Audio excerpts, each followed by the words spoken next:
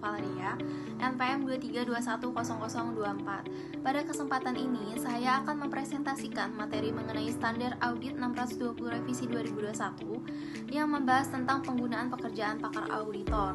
Standar ini penting karena dalam praktik audit, auditor sering menghadapi permasalahan yang bersifat kompleks dan membutuhkan keahlian khusus di luar bidang akuntansi dan audit.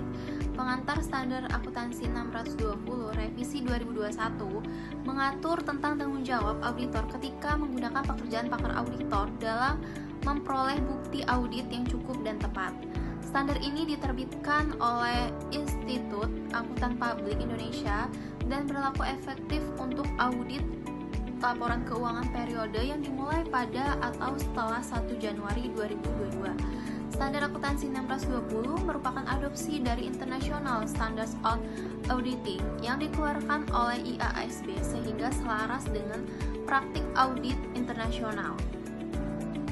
Ruang lingkup dan tujuan Standar Akuntansi 620. Ruang lingkup Standar Akuntansi 620 digunakan ketika auditor memanfaatkan pakar di luar bidang akuntansi dan audit dan tidak mengatur pakar akuntansi atau audit internal tim perikatan dan pakar manajemen yang digunakan entitas.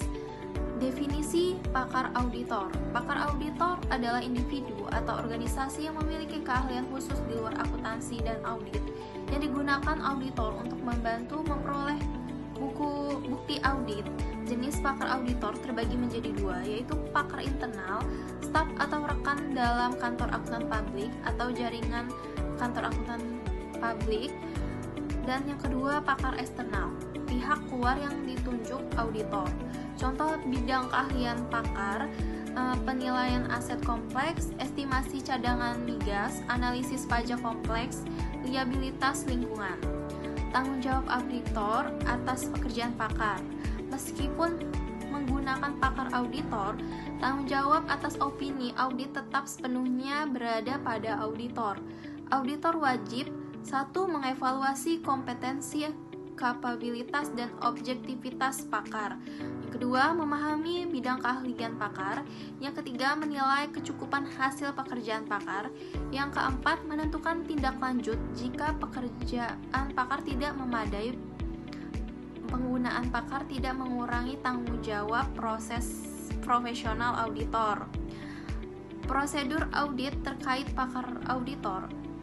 Auditor harus menyesuaikan sifat, saat, dan luas prosedur audit dengan mempertimbangkan yang pertama resiko salah satu material, yang kedua kompleksitas pekerjaan pakar, yang ketiga signifikansi pekerjaan pakar dalam audit, yang keempat pengalaman auditor sebelumnya dengan pakar.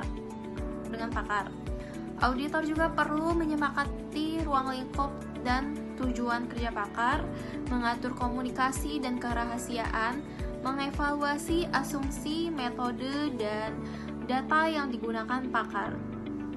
Pengacuan pakar dalam laporan auditor. Dalam laporan auditor, tidak diperbolehkan mengacu pada pakar jika opini tidak dimodifikasi. Pengacuan hanya dilakukan jika diwajibkan oleh peraturan relevan untuk menjelaskan opini audit yang dimodifikasi. Jika dilakukan pengacuan, auditor harus menegaskan bahwa tanggung jawab opini tetap pada auditor. Kesimpulannya, Standar Akuntansi 620 Revisi 2021 memberikan pedoman penting agar penggunaan pakar auditor tepat dan profesional, bukti audit yang diperoleh andal dan memadai, tanggung jawab auditor tetap tidak teralihkan. Standar ini memperkuat kualitas audit, khususnya dalam kondisi audit yang kompleks dan membutuhkan keahlian khusus. Sekian materi yang saya sampaikan. Terima kasih. Wassalamualaikum warahmatullahi wabarakatuh.